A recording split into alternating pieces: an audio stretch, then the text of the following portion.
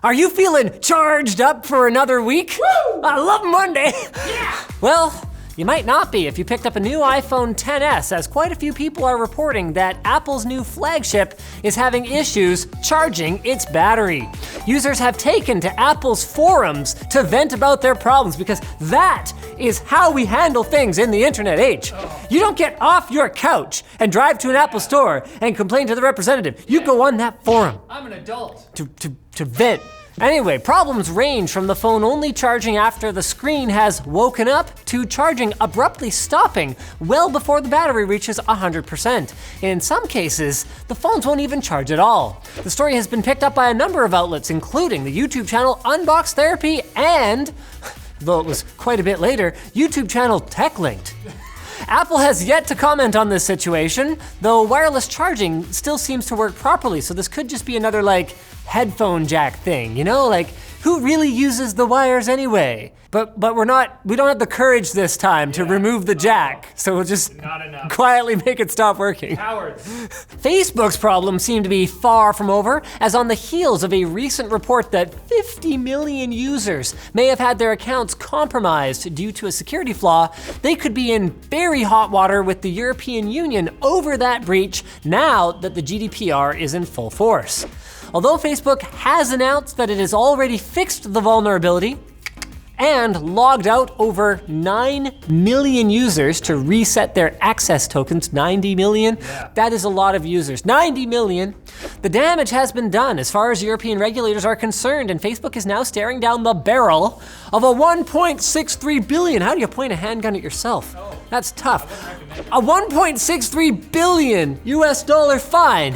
That's what this is, which would be over 10% of the social media giant's net income from last year. That's right. It would be basically less than the taxes they don't pay. Now, it's actually unclear as to whether this fine will actually be imposed, as regulators in Ireland, home of Facebook's international headquarters, are awaiting more information on the breach. So until that arrives, they'll just have to console themselves with the old bottle of bourbon. It's your best friend. It warms the heart, it does. I can't do an Irish. That's good though. Another battle is heating up between California and Washington, D.C., this time centered around net neutrality. California recently passed a strong net neutrality bill that's supposed to provide consumer protections similar to those repealed by the FCC earlier this year, namely a ban on blocking, throttling, and so-called fast lanes. And even though that's been signed into law by California's governor, the Federal Department of Justice, is that what they're called? Dang, that's a cool name. They're already suing the state, with FCC Chairman Ajit Pai calling the state law, I'm a jerk, and it's illegal. No, he didn't say the first part. So the DOJ's position is that California's net neutrality law places an undue burden on the federal government's new approach to deregulating the internet, and that the state is attempting to regulate interstate commerce, a power the US Constitution gives to the federal government only. So a lengthy court battle is sure to follow, if only there were some kind of fast lane for resolving these kinds of kerfuffles, right? Yeah, because if they're... Now it's time for Fast Lits. Brought to you by Private Internet Access VPN. PIA supports a variety of VPN protocols and types of encryption and authentication, allowing you to dial in exactly the level of privacy protection that you need. They've got apps for Windows, macOS, Android, iOS, Linux, and Google Chrome, with support for several other platforms coming soon. You can connect up to 5 devices at any time, and other features include DNS leak protection, IPv6 leak protection, and an internet kill switch, which will block all traffic if the VPN becomes disconnected unexpectedly. Check it out today at the link in the video description. Wow, really brought it down there. Now, if you live in some parts of LA, Sacramento, Indianapolis, or Houston, you might be able to sign up for 5G! Woo! 5G home internet plans from Verizon, which the company claims are the first of its kind in the world. So instead of using fiber or a copper wire, internet access is beamed to your home wirelessly. It's kind of like this, but more faster. They're claiming typical speeds of 300 megabit per second with top speeds of 1 gigabit, depending on how you hold your modem, you know? Although coverage is, that's funny, that was the next line in the script, coverage is pretty limited right now. But Verizon is planning to aggressively expand.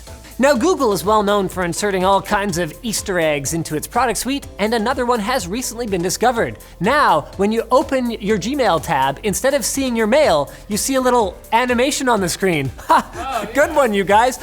No, I'm just kidding.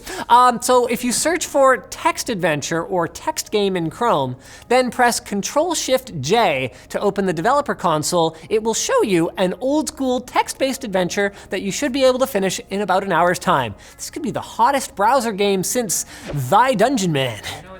I have no idea what that is. It's one of those John things. He knows everything. If you've ever wanted to strap something to your face while you're playing Nintendo Switch, by the way, you're in luck. And who are you? Where are you people? Canadian company XClim, they're giving us Canadians a bad name here, has released the first headset exclusively designed for the Nintendo Switch.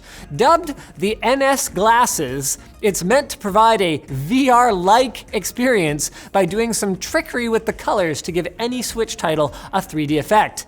You can pre-order one now for $50 US, that is 64 Canadian loonies, but don't expect anything even close to the experience you'd get with a proper VR headset. Or really, I mean, look, hold on, I gotta take off my Techlinked shirt first.